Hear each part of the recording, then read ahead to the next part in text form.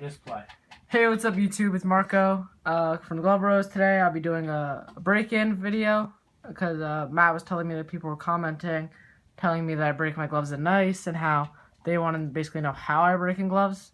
And it's kind of convenient that I have gotten 2 new pickups in like the past couple weeks, so I'm not breaking them in as fast because I don't want to rush the break-in. And I know a lot of kids on Instagram will get like a regular A2000 and they'll like abuse it, keep it in their bag, break it in like a week, and then they're like, oh my god, I have this shitty A2000 and like I don't know, have no clue what to do with it because you broke it in awful. So I'll start with just like basically how I close my gloves. So I'll show my custom since all I've done is shape this.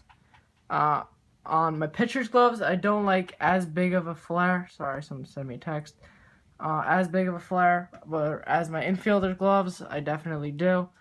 To me, I like them wide, and because I feel like I have more range like that then. So like when I first get my gloves in, instantly I'll just try to shape it. But when this came in, it had really thick inserts, so it was definitely hard. Did you earn a goal? Damn. So it was definitely hard to break this in. Where I should get ball in the pocket.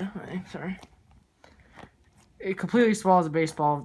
The leather's still ridiculously stiff too. So probably over the winter when I'll be throwing bullpens like twice a week, and I'll be playing catch like every day with it, it'll break in really nice. But again, like I don't like to break them in fast. I feel like once you break them in fast, like I got my Alexa Ramirez hard to hide like a month before the season, so I really tried to break it in quick. And then I never really kept it in my bag. We have like a field house where we can keep all our equipment and stuff, so I kept it like in my locker. But even this is just a regular stock hard to hide. Doesn't have a lot of padding in it. Even though I do keep the fingers loose, it kind of lost its shape. So it's not bad though. Ball in the pocket, so I don't want to clap it. I know people get pissy about that. I really don't know why. But so I'll show you now my Horween, which I did use this in my first fall game, the one I posted on Instagram where I had to walk off. The thing, it's stiff. It's a lot heavier than the Alexa Mirror, so like I want to hot water it. But Matt was telling me that sometimes when people be hot watering the Horweens, they got like the water stains up there, or like in the palms, like where like the heel pad is. So like I definitely don't want that to happen. That I feel like that looks ridiculous. I know like LV ball gloves, his RTD has it, the mesh one, or Pro Department. I actually don't know what that is, but that was like the previous owner did that or whatever. So like that's like a deal breaker for me. That like I think that looks awful.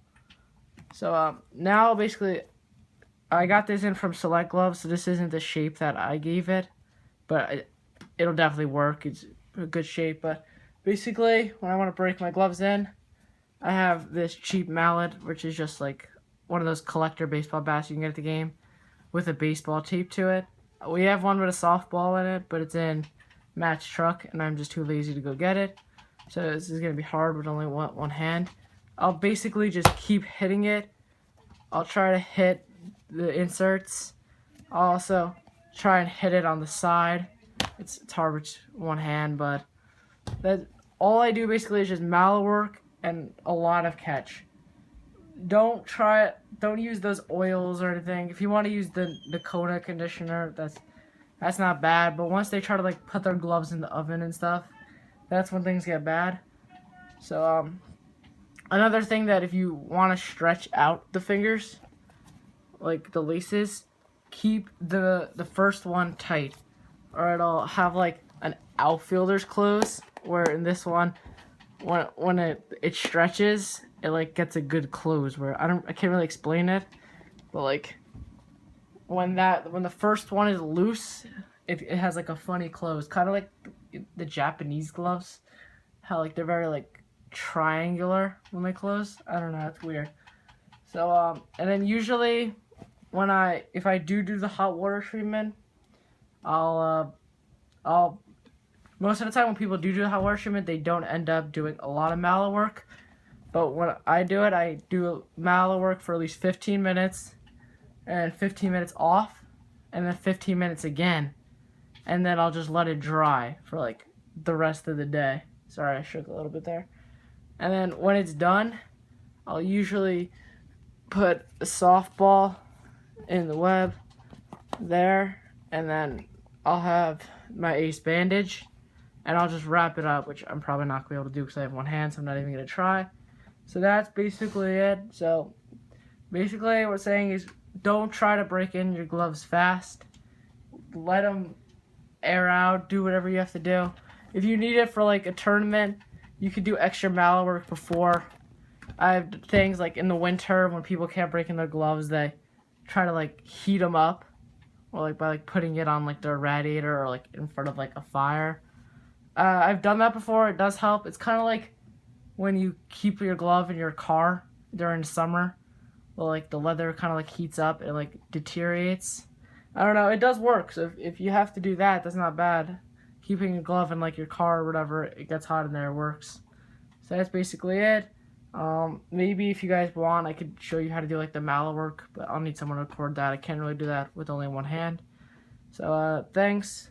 I'll probably be doing reviews on all 4 of my gloves. Matt will be doing reviews too, so stay tuned for the next couple of days. We'll be having videos up for you.